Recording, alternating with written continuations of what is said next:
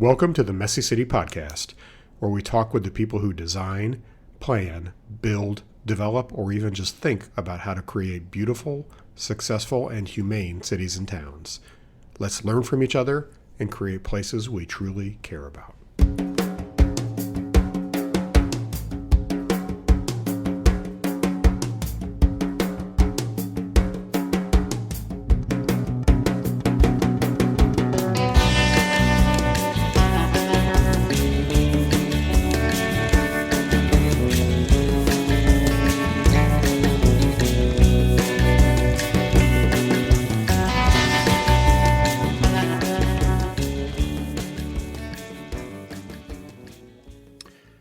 Welcome back to the Messy City Podcast. This is Kevin Klinkenberg. I'm joined today by my newly retired friend and partner in crime here in Kansas City, Dennis Strait. Dennis was on one of my earliest episodes. Was joking beforehand before I really figured out how to get the audio working well. So the audio is not as good on that one, even though the conversation was terrific.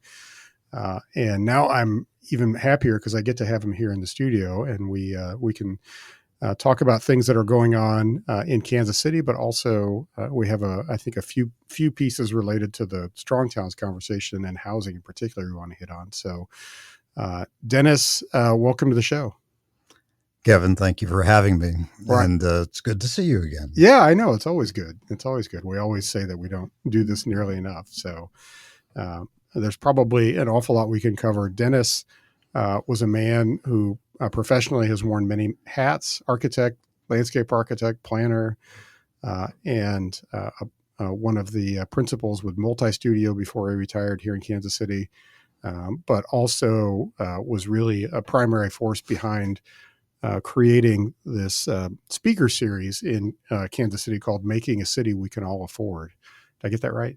It's making a great city, and one of the bylines was "City We Can Afford." All right, well there you go. See, already got something wrong right off the top, and that speaker series and the resulting presentations that Dennis created really have had an impact on the conversation here locally about housing and about development in particular, and it's something that we've kind of kicked around a lot and talked about.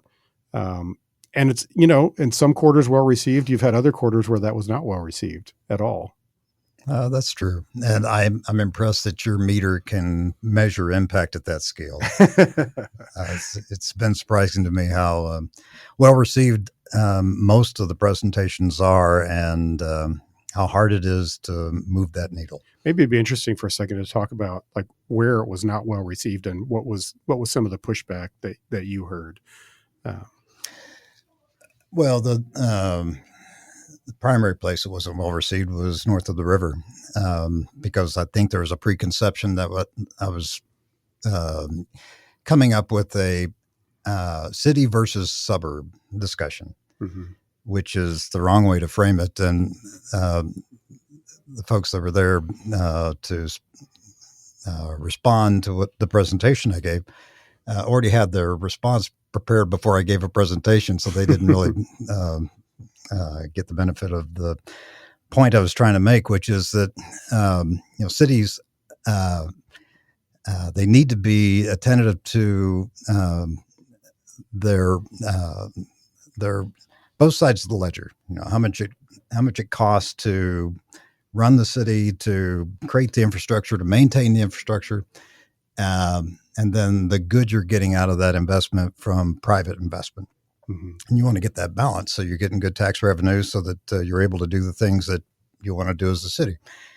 And the series is largely about helping our community understand why that's a struggle for us, largely because of the way that we've expanded over the last 75 years. So, since that way is primarily suburban, there's an inference that the message is against suburbia. The point would be that all cities have always had edges. All cities have really had really highly populated, vital, valuable centers, and then they fall off as they go to the edge. And you want to seek a balance there, and most cities traditionally have.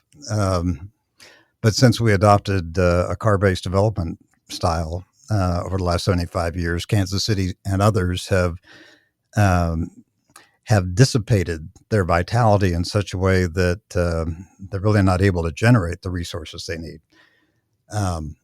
So it's not city good, suburb bad. It's imbalance bad, and we need to find a way of thickening up, using a strong town's term, thickening up both our central cities and our edge conditions. And so, and in many ways, Kansas City was kind of a poster child for that issue, because we took that idea and probably took it to an extreme that others. I mean, a lot of people followed the same pattern, but we certainly took it to an extreme. Yeah, we're in like an elite 5 or something of cities around the country that expanded incredibly during the mid 1900s with annexation, and have been spreading ourselves out into that. That's the other problem that we face, is that if you look at the population curve for Kansas City from day one to now, you see we were doing really well from the 1850s up until 1940. And the way I look at it is, in 1940, we peaked in vitality because we peaked in the number of people who were sharing the city and helping to take care of it. Yeah. But after 1940, that started spreading out. It coincided with not only the annexation, it coincided with redlining, with, of course, that's related to the 30-year mortgage, which coincided with the real distortion in market economics. So it made homeownership much more affordable to many people than it had before, and frankly was the beginning of the housing crisis that we have today. And the other thing it coincided with was really the first generation of the need for infrastructure repair. So if you look at the central city, it was starting to come into that phase, or that era when we needed to start reinvesting. And when you had the Highway Act and all these other forces driving you or giving you motivation to go outward, a lot of people made that choice, the ones that could, the ones that weren't restricted from it. And we've been making that choice ever since. So referring back to that curve, what most people aren't geeks like me and pay a lot of attention to this, but what most people don't recognize is that the population loss in the central city, which I like to think of the city being the 1940 version of Kansas City, and then we expanded. Right. And the population loss in that 1940 boundary of Kansas City started in the 1950s. Right. And has never stopped. Most people think, oh, we're growing again, and the downtown's doing great, and we've got more people moving downtown, so everything's good again. And it's just so not true. We're still suffering from population loss throughout the central city, and that was the original motivation of our civic leaders back in the 90s, was to turn that cycle around, because downtown was a ghost town, and it wasn't just people in Kansas City, Missouri. The entire metro was starting to be concerned about, loss of your center, because that was proving to be devastating to other metros. So we started investing in downtown, and through a lot of effort, we started to see some success there. But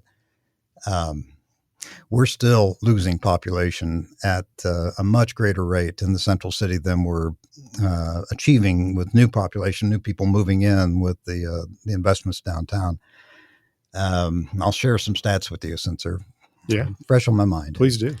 Over the last 30 years, we've grown by 75,000 people in Kansas City, Missouri, which is great. I mean, to look at what was happening when I first moved to town in the late 80s, and we were on a downward trajectory to bottom out and then start coming back, it looks great. So I'm sure everybody feels good about that, and we should.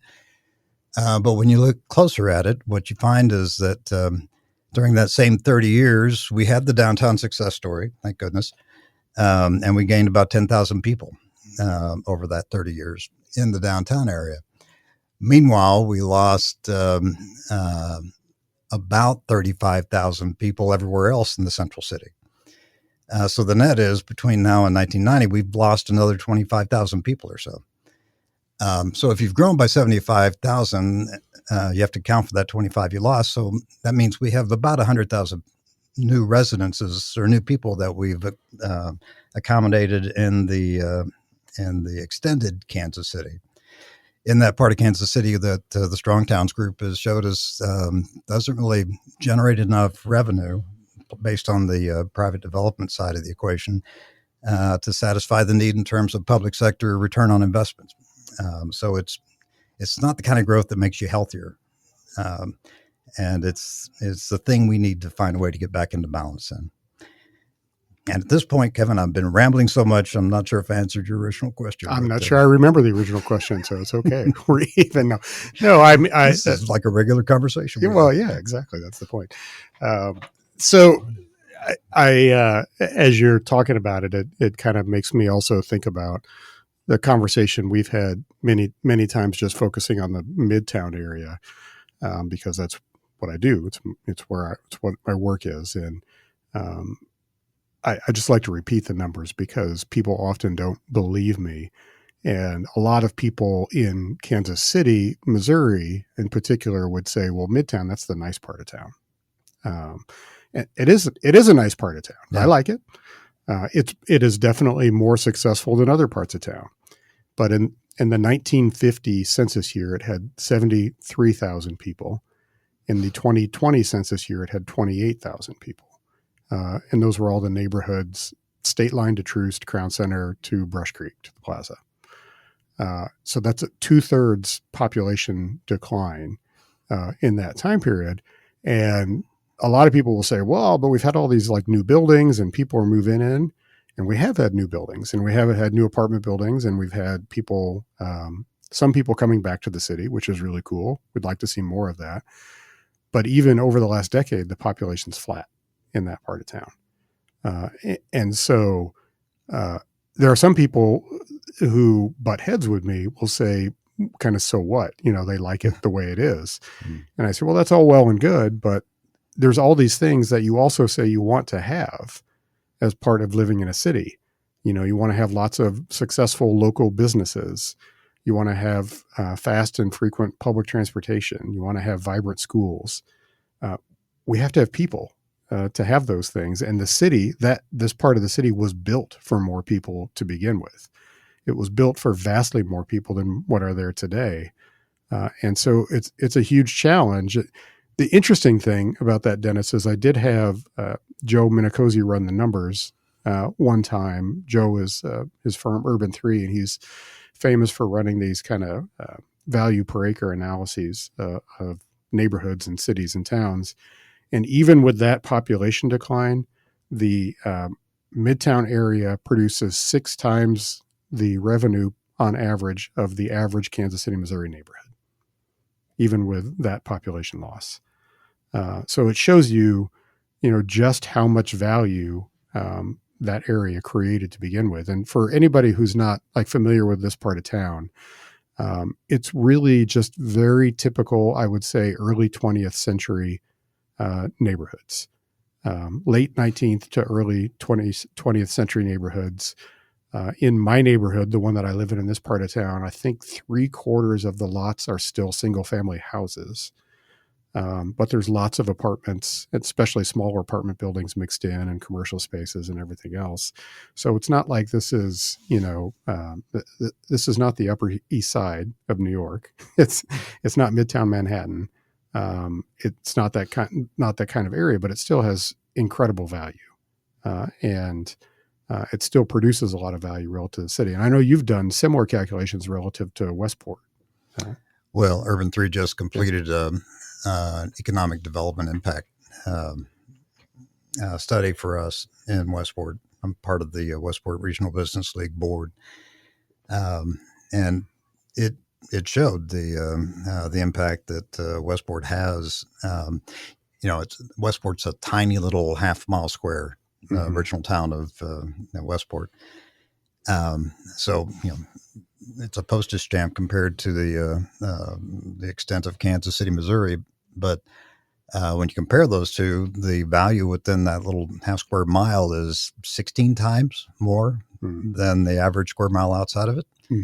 Um, Now, it was, it's more valuable than downtown in that regard, but because we only have that one little half square mile that we're dealing with. But the point being, and the reason we wanted to have the study done was, for one, we wanted the local investors, business owners, property owners to understand the value that they've created and, the reason why it's valuable to be part of Westport.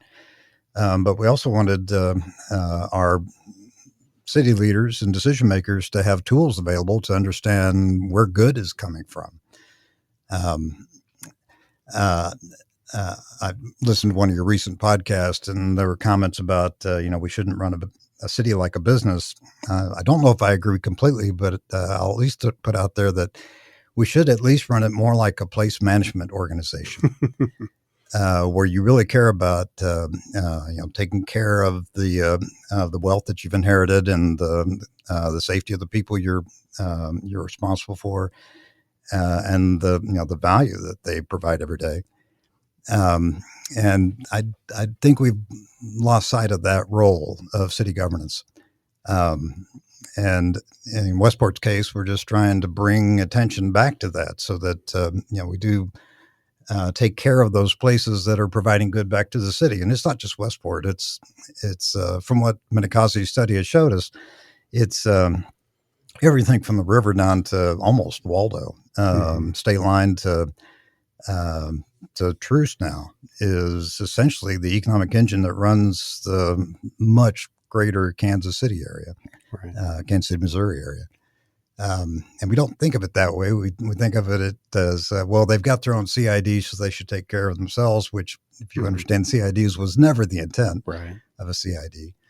But it's kind of where we've defaulted to as a city because we don't have the revenues we need to take care of any part of the city adequately. And that's part of the campaign that we're on, is trying to help our community understand that so we can head towards more fiscally sustainable and healthy state in the future. Right. So recently you had another opportunity to kind of explore this topic as part of a technical assistance panel through the local ULI district council, the Urban Land Institute. ULI, most district councils organize these once or twice a year in a community where you have a group of real estate and planning and other experts who come to the table for a couple of days to tackle usually a difficult problem and just bring some different thinking to it. And so I think the one you were tasked with was the shopping area at Linwood and Prospect. Is that right? Is it sort of a bigger area around that? Well, it was focused on the Sunfresh grocery store. Okay. But then also we looked at it in three scales. We were asked to look at it in three scales: at the grocery store itself, at the shopping center that it sits within, and then the region around it, the area around it. And the reason that Councilwoman Melissa Patterson Hasley had asked for this study to be done was because the sales at the grocery store were diminishing. You probably know the dates better than me, but the idea of a grocery store in Linwood that was city subsidized came up 15, 20 years ago, and then it started falling off. Then there was a reinvestment done about 5 or so years ago. And then recently, since COVID, they've noticed that, the shelves aren't stocked as well as they used to be. Things seem to be losing vitality. So they asked us to take a look, and what we found is that, yes, those things are happening. This is right at Prospect, which is square within the red line center of Kansas City, Missouri, the disinvested part of Kansas City, Missouri due to redlining. And one of the best things that we've done as a city is to invest in the grocery store to try and stabilize the continued losses that we've had there. but what we've already talked about is those losses have been continuing. So even since the grocery store opened, they've continued to lose population. That's one issue. The other thing that I know you're working on that we are concerned about is they're being nostalgic now, but there used to be something called neighborhood policing that would take care of issues, minor issues on the street, and keep public space comfortable for people. Well, we've also adopted a free fare program for the bus system, which I hope we're getting rid of. But it's been problematic in a lot of ways. I think it's going away this fall. Yeah. But what that created was an easy way. What we learned during the TAP was that it's an easy way to rob a store in the Northland and jump on a bus and be safe down in some part south in Kansas City and use that as your escape bus. And silly stories like that. It's because of our challenges with the homelessness, we've had a number of people that resort to the buses as a safe place. But the one thing about having a grocery store in a disinvested area is it's an amenity. And so, and we knew this from the work that Multistudio did a few years ago for the Prospect Us study, which was a transit-oriented development study, how to spur reinvestments along Prospect from downtown south to 75th Street or so. And that intersection is probably as viable as any in terms of the amount of activity there. And that's not saying that it's attracting any kind of investment yet, but of all the situations, it's one of the stronger ones.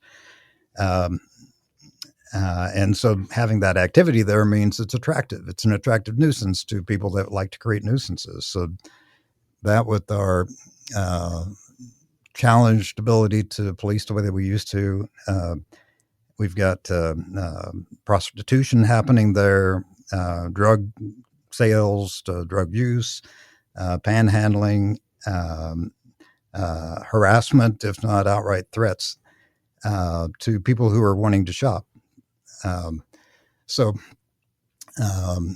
The other lesson that we learned was that the remaining shoppers are the ones who don't have a choice, and that essentially equals the ones who can afford a car. Are choosing to continue to try and shop there. But most people are saying, I'll drive 2 miles away and go somewhere else rather than deal with this hassle. Right. And it's more than the local CIDs. They do have a CID, but it's more than they can deal with. CIDs aren't meant to have that level of security and maintenance. And so it's challenged in a lot of ways. And it just shows us it's a great example about why we need to reinvest and take the disinvestment that we started 75 years ago through some bad, I guess is a simple way to say it, policies that we created that we now understand and that continue to threaten our future as a city because of the continued population loss in our central city. We need to start taking that seriously. So if there were a way for us to, for the sake of conversation, we can wave a magic wand and the public safety issues are dramatically better, if not just completely dealt with in a situation like that. If we set that aside, what else did you all see? Did you talk about as ways to turn the tide in a part of town that is depopulating, that certainly was disinvested historically and has been on the decline for many, many years? What all did you see as opportunities to just take that and turn it around?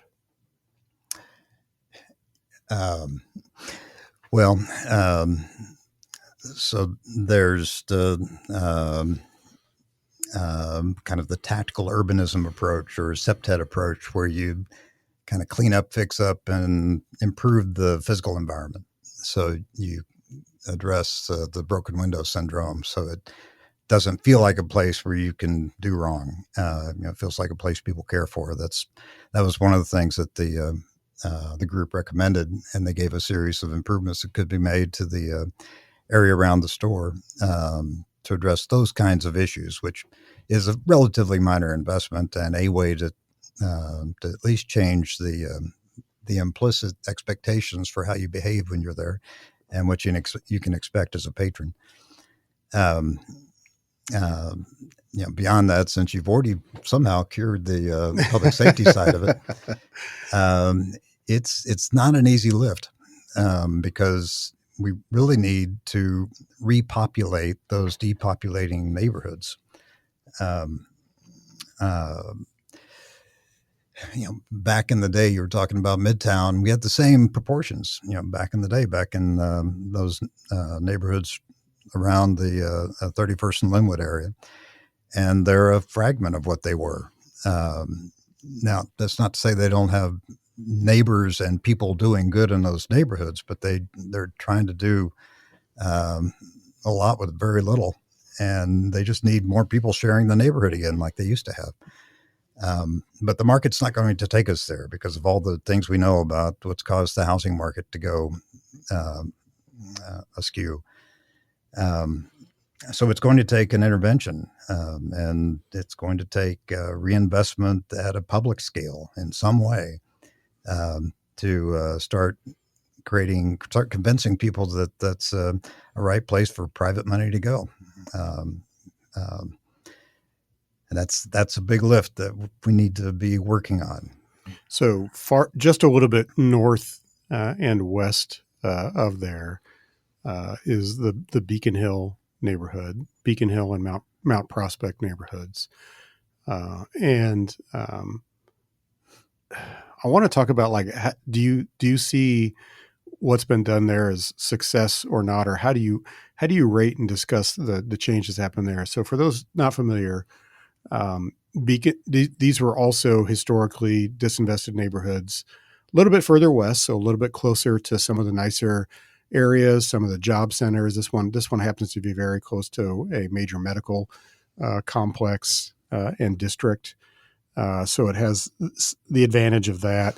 But essentially, you had a neighborhood that was Beacon Hill itself that was mostly vacant and demoed, and there was a long, sometimes painful process on the part of the city and its economic development agencies to purchase a lot of that land, sort of come up with a master development plan for the neighborhood, and then gradually redevelop it over time mostly with brand new housing. And I would say primarily with newer single family detached housing. So I think a lot of people look at Beacon Hill and they say, wow, that's become a really nice neighborhood. It's very attractive. There's all this new housing there. It's close to Hospital Hill. It's got a lot going for it. Houses are selling for a lot of money. I mean, how do you think about that as a model for some of these other areas that are struggling? Because that's a very very dramatic change in a lot of ways from what was there previous to it. Yeah, it is. It's one of those overnight success stories that took 40 years to bring back. Right. And we might say in a very top-down fashion. Well, there were civic leaders like Hugh Zimmer and Leonard Graham, Dan Musser, who they lived that world for most of those 40 years trying to get that to happen. And then eventually, people realized I can have a brand new house overlooking downtown, just minutes from every amenity the city's got to offer. So once people figured that out, then that area started to come back. We're let's hope on the recovery side of the redlining issue. So we're starting to recognize those were bad policies. Those were wrong-headed reasons for not developing east of Troost. Troost is our red line here in Kansas City, and it's stark here. It's black and white, left and right of the red line of Troost in terms of disinvestment. And Troost is just a mile east of Main Street. So it's a mile from some of the most productive land, valuable land in the city. And with all that lift over the last 40 years, this area that you're talking about has started coming back. And for those of us who've been around that long, and to see the reinvestment now along Troost, all the way up to 35th Street with the recent investments there is amazing. It's the kind of stuff you want to see the rest of the city become. Mm-hmm. But we've got another challenge. For one thing, Prospect's another mile even further east of that.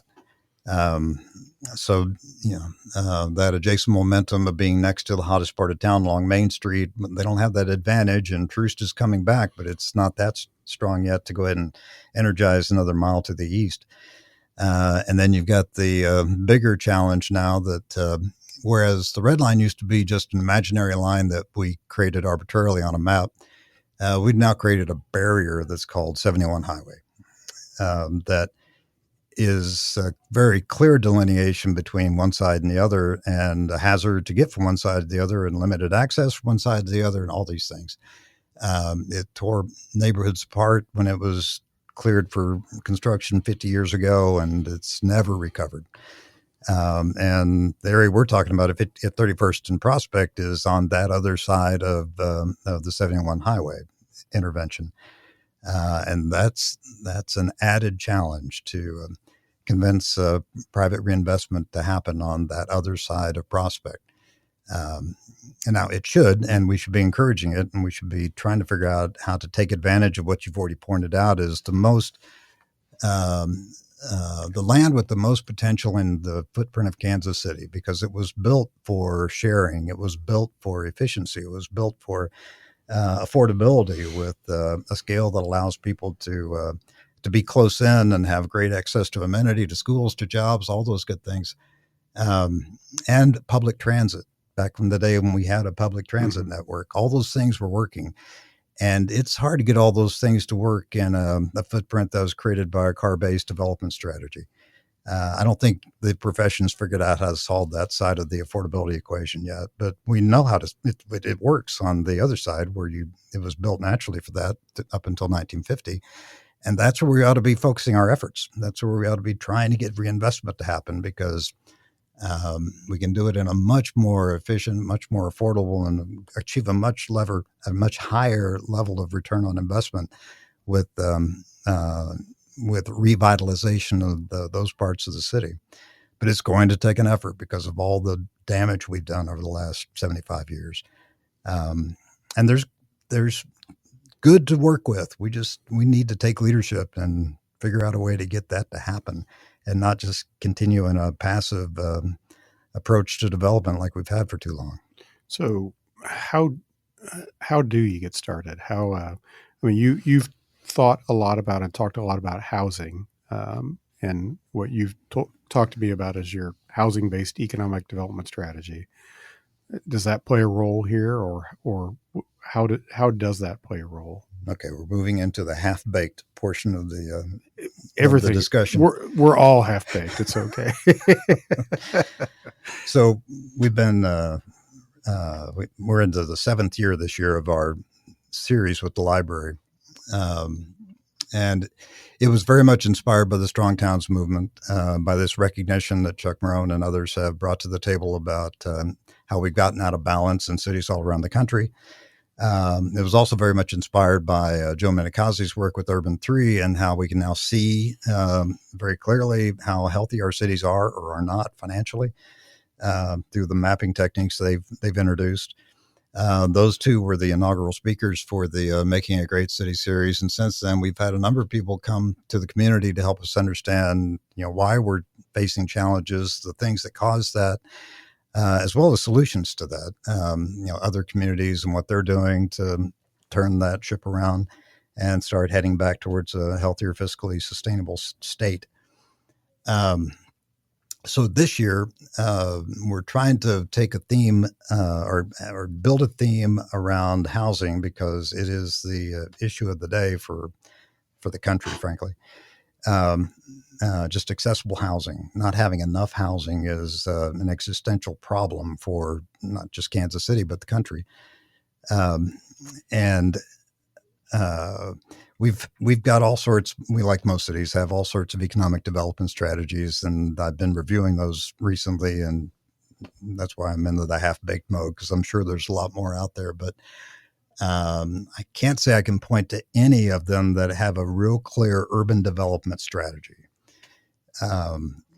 And it's very clear in the work that the Civic Council has done through KC Rising, that housing is that existential threat, that thing that we have to solve if we're going to create opportunities, which is how you build cities, is you create places that attract people to come and make a life for themselves. But you got to have a place for them to live. So that's a fundamental piece of the equation. Mid-America Regional Council and what they call their comprehensive economic development strategy recognizes the same thing, but they don't focus on it. So I'm trying to figure out a way for us to focus on housing as the primary thing we, as not just a city, but as a metro, ought to be focused on, because it's the opportunity that Kansas City has, unlike many other cities. 10 years ago, I went on one of these chamber exchange trips where it's a great program that the chamber runs locally here, where we go, and we as a group of civic leaders go and visit other cities, and we see what they're doing and learn about their challenges and their successes. 10 years ago, we went to Portland, Oregon, which is, the point two city for walkability and quality of life. And we had a great trip. They were doing amazing things. Universities nearby, their public transit is starting to develop, all those things. And it's an incredibly walkable central city, very vital. And the big issue we came away from, what you learned on those trips is coming back in the plane. The buzz in the plane is really the primary things that we learned. And everybody was worried about the housing affordability problem that Portland was having, and how are we going to get on top of our housing affordability problem. 10 years ago. 10 years ago. And I'm recognizing at that point that, my goodness, that's why I moved to Kansas City. My wife and I could afford to buy a house and to start a life here. And compared to most cities, almost any city with the amenity we have, we're a very affordable city. We've got a great value proposition in that regard. And in spite of the ridiculous inflation that's happened over the last 5 years, we're still relatively that affordable city. And we have an opportunity that most cities don't have to capture that affordability and make it part of our value proposition to people that want to, get a foothold and create a life for themselves, for companies that want to take advantage of an affordable, great place to live, because we have that. And housing's the missing piece of that. Yeah. And in the disinvested part of our town, and probably most towns, the real trick to overcome there is access to capital. So that's the piece that's a hard lift. In Chuck Marone's recent book, Escaping the Housing Trap, he identifies municipal funding and philanthropic funding as the places he would start looking. And that's probably where we need to start the conversations here. And we've been, many of us, you included, have been trying to start those conversations, and it's just confusing to people about why they should invest in an area that has nowhere near the returns that you can find elsewhere. And that's another part of the challenge that we've got to overcome, not just for the housing situation, but for the existential issue that we're facing these days. How do we get long-term thinking back into our planning? Because we've lost it in the way that we've become too political in the way that we think about our decision-making at the municipal level, at the state level, and the national level. And we've lost it in the boardrooms with the way we've come too bottom line oriented, with shareholder return as being the preoccupation, as opposed to creating something of long-term value. Mm-hmm. And that's a bigger nut that we've got to turn around. But Kansas City can do it. If any city can do it, why can't we do it? We're supposed to be a big, small town and everybody gets along and we're the happiest place on earth. So why don't we all get together and figure out how to solve that problem and create a great city for the next 50 years? That's the term we need to be thinking of, and not just the 5-year return on investment, but the 20-year return on investment, the Um, the fact that the school district has now been able to sell a major bond issue for the first time in 60 years, something Mm-hmm. like that, is a great step forward. I don't know if people are really recognizing that or not, but it's, to me, the first real reinvestment that we're making in the central city. Because the advantage that that uh, cities around Kansas City have had for years is a thriving school system. Because they've all been benefiting from the sugar high of new development of Mm-hmm. uh, second phase, third phase, mixed urban development. And Kansas City's been on the losing end of that discussion, and our school districts has been dealing with the diminishing population all these last 50 years. So now that we are stabilizing, um, and I think it's good that we're stabilizing. We're now back up to if you include, which the school district did, the charter school populations in with the public school populations, and think of all that as public school, which is how it's operating. We're getting back to a number of around 30,000 kids in Mm-hmm. the central part of Kansas City going to school. That's great. Let's keep that going. Let's Mm-hmm. get back to 45. Let's go beyond that. Mm-hmm. We've lost 250,000 people in the central city in the last 75 years. We need to start gaining back to get vitality, to get the balance to work again in terms of Kansas City, Missouri. And that reinvestment in housing is, I don't see any other way to do that. So we've got, um, for all the folks that know Kansas City, we've got the extension of the streetcar getting ready to open. Um, that creates motivation for reinvesting throughout this Midtown area, all the way Mm-hmm. down to UMKC and then on up north to the river. We got to double down on that. That is the next phase of the downtown reinvestment strategy.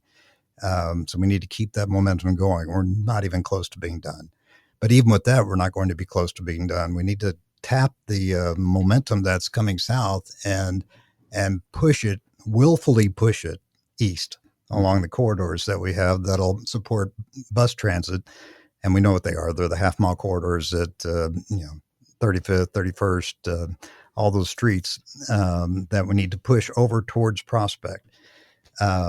And then we need to revitalize Prospect and complete the idea along Troost. And then we'll be rebuilding the network that we had, the city that we had, that used to provide opportunity for people because it provided an affordable way for you to get a foothold in Kansas City and find a job among many options and find a good place to go to school and a good place to live in a neighborhood you could invest in. And we need to recreate that because the vitality you can create in that development pattern cannot come.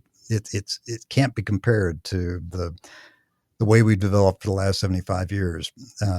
So it's our best opportunity for reinvestment and getting good return and getting back to a healthy state.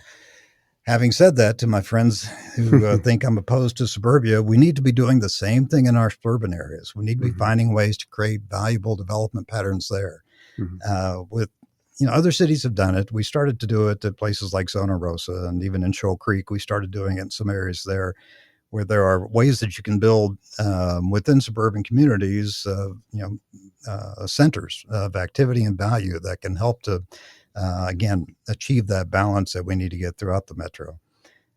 But it's time for us to quit worrying about us versus them and one side of the river versus the other, and to recognize we're in this as a city and as a metro, and we need to be working together to stake our future as the Kansas City, of for the entire metro.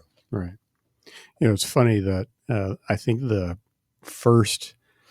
the first letter to the editor that I had printed when people still cared about letters to the editor for the newspaper, right after college, uh, I wrote a letter.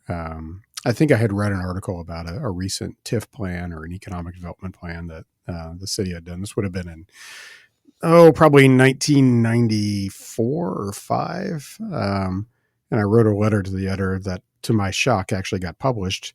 That basically was trying to make the case that if we're going to subsidize anything, we should be subsidizing housing. because everything follows housing. In real estate, the retail people always say retail follows rooftops. Um, and I want to pat myself on the back for that a little bit, but because I do think there's a lot of truth to that. I think housing leads everything because people, are going to housing. I would say housing and education tend to lead everything. People often choose where they want to live based on affordability, desirability, and then if they have kids, based on schools, or if they think they're going to have kids like soon. That's a major factor.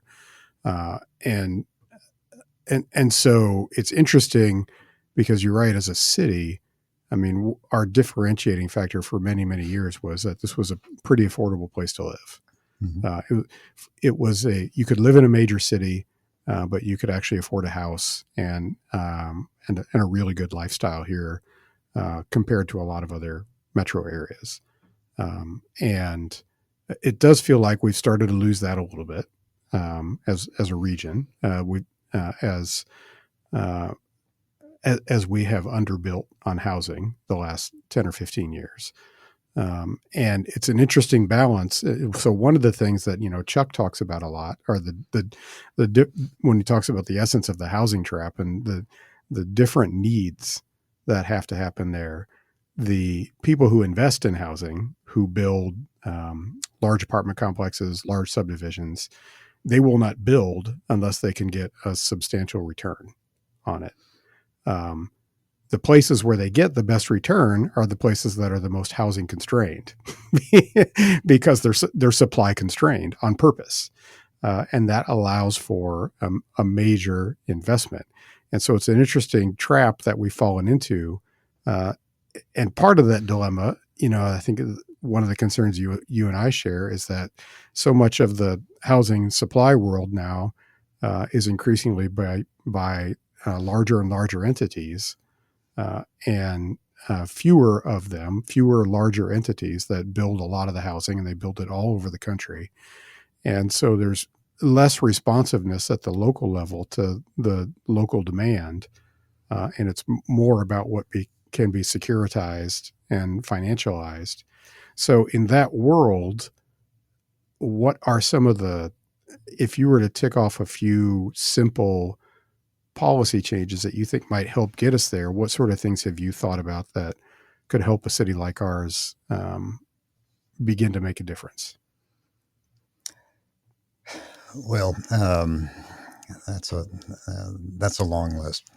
The solution to the housing problem is more housing. Getting there is it's a hairball that we've created over the last 75 years through everything from financialization to zoning. So there's a lot of issues in between there, but the thing to be optimistic about is that yes, we created that hairball,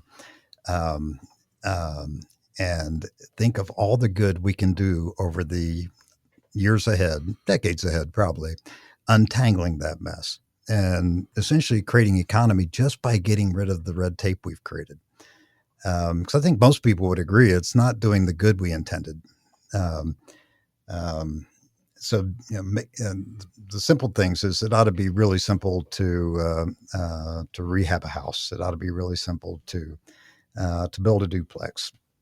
It ought not be a challenging development proposition because that's the smallest scale of the development cycle and or industry, and those folks can't afford to take a lot of risk. And one of the biggest risks they have is getting through the entitlement process with the local community. And as much as we say we're trying to make that better, there's a lot of hair around that problem that's hard to get your way through, and it breaks most efforts. It breaks most projects before they're able to get done. So we need to work on that. And again, it's not going to be an overnight thing, but we can start gradually. What you did recently with the ADUs, that's a step. We need like 7 or 8 more steps here over the next few years, and then 20 or 30 more steps over the next decade, just to disentangle all the red tape we've created and make it simpler to build the city again. What our folks in our planning studio at Multistudio always said was that we need to create guidelines, regulations that encourage people and show people how to build the city we want, rather than make it a guessing game. And we've made it far too much of a guessing game. Um, so the thing that's missing, and that I appreciate that is pointed out in the Strong Towns book, is there's no economy, there's no market, there's no return on investment for doing starter housing. Right. Um, I'm pretty confident that if you're just a little bit smart about where you place it, that if you build smaller footprint starter housing, you would sell it. And the risk there is that something, again, like municipal or philanthropic funding is going to have to underwrite that, because the market's not going to, because there's no margin there. You're just as well off to build a luxury home than you are to try and build 10 starter homes. But because of that, nobody's building them. And so there's no market, because it's a self-fulfilling prophecy. Well, look, there's no market there. But if we built it, I'm confident there are people who would like that alternative and would take it.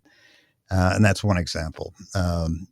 My friend Terrell Jolly has been doing the right work for the last 10 years, and it's still incredibly difficult for him to do things, either because of finance or because of regulations. But he's been rehabbing homes in the East Side that are the closest thing we have to affordable housing as a model. And nobody's been able to scale that. And we need to be finding a way to scale that, because he's shown that you can create good quality housing at an affordable level.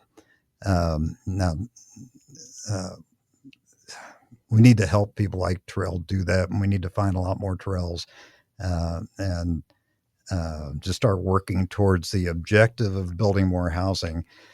A stat that I recognize in looking at the Casey Rising. Casey Rising is a local initiative that is trying to help the city move forward by comparing ourselves to cities we would aspire to be. Not cities that would be easier for us to be, but cities that we'd like to be. And if you look through the 10 different cities they've chosen, you can figure out two things pretty quickly. For one thing, they're on average 40% higher in population than Kansas City, Missouri. The other thing, they're 40% smaller in footprint than Kansas City, Missouri. So if we were just to match stats with the average of those 10 aspirant cities, we would need to grow by 2.5 times. I just said a city of 1.25 million people to really fit out a healthy city in the footprint we've chosen. Right. That's a long-term game. I don't even know if that's necessary, because I think we could find the balance somewhere less than that. But we need to be trying to reinvest in the areas, again, that have the best opportunity for return. This housing-based strategy has a working title of 250 by 2050, which means let's try and get 50,000 more people back to the central city over the next 25 years. To follow the school district's lead, let's start reinvesting in housing again and rebuilding the neighborhoods, reinforcing the existing neighborhoods, so we can support the school district and support communities and provide opportunities for people the way cities used to. And it's, like you said, it's the starting piece. Housing's the lead, but it's the lead to city building, and we need to get back in the mode of city building.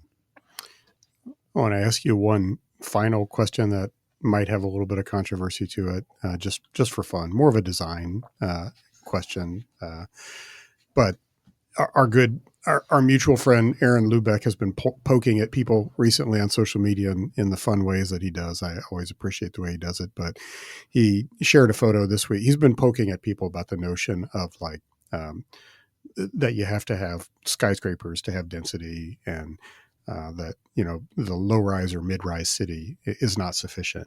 So he shared a fun photo the other day of New York City, of Manhattan from 1930, when there were very few skyscrapers or tall buildings, and it actually had more population than it does today. So I'm not against tall buildings per se. I think we need to have big buildings. I think we have good places for big buildings, especially if you have really wide streets. Height is a good thing. It helps create the sense of enclosure along a city street. But it's interesting because, and I bring this up because there's this kind of thought process that happens a lot in redevelopment, that in order to get to those kind of numbers that you talk about, to have that kind of redevelopment, well, what we really need are a bunch of 20, 30, 40-story buildings to house all the people that we need to house. And I don't think you think that way, but I'm curious. I don't know. I'm interested what your take is on this. Like how appropriate is the low-rise city? Because the low-rise city is easier to build, frankly. We are a low-rise city.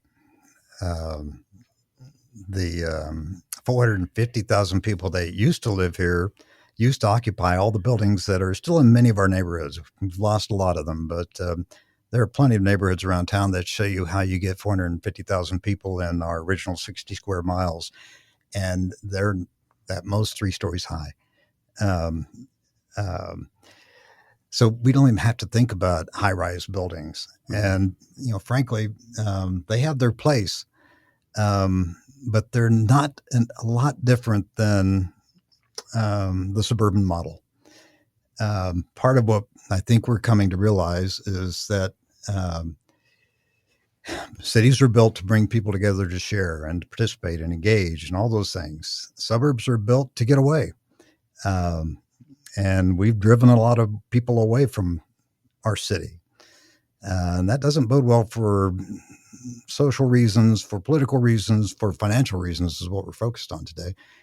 And it's not a lot different when you put people on an elevator and send them up to the 13th floor or the 18th floor or whatever. You've got an isolated community there that doesn't form the same kind of social fabric that our neighborhoods have always formed and used to be celebrated for how they worked. So we just need to get back to building those places that that really create community and create the kind of supportive Kansas City that we like to think we are.